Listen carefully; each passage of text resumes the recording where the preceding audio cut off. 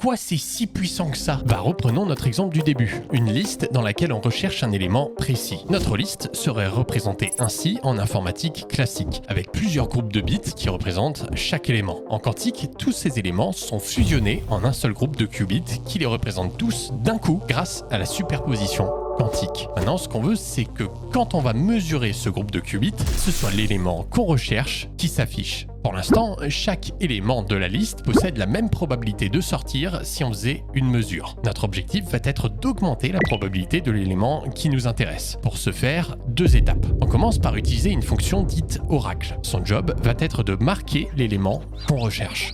Étant donné qu'on sait ce qu'on veut, on crée une sorte de filtre dans lequel on va envoyer nos qubits en superposition et duquel seul l'élément recherché ressortira et on pourra alors le marquer. Après avoir fait ça, on a toujours les mêmes probabilités de mesure pour chaque élément, mais on sait maintenant quelle probabilité il nous faut augmenter. Donc c'est ce qu'on va faire dans une étape de diffusion. Et après l'avoir fait une fois, tu vois que la probabilité est pas encore assez élevée. Donc il va falloir répéter ce processus racine de n fois pour que notre probabilité soit optimale. Et une fois que c'est fait, on va pouvoir mesurer nos qubits et la plupart du temps, on obtiendra la bonne réponse. Ok, il est temps de lancer cet algorithme dit de Grover sur un vrai ordinateur quantique. Alors un ordi quantique, il n'y a pas d'écran, il n'y a pas d'interface, et c'est pas avec ça que tu vas faire tourner un jeu vidéo. Non, ça fait que des calculs, rien d'autre. Donc tu écris ton code sur un ordi classique, puis tu le balances sur l'ordi quantique et tu récupères les résultats. Ah ouais, mais tu le trouves où ton ordi quantique? Il y a IBM et Microsoft qui te donnent accès à leurs ordi quantiques via leur plateforme en ligne.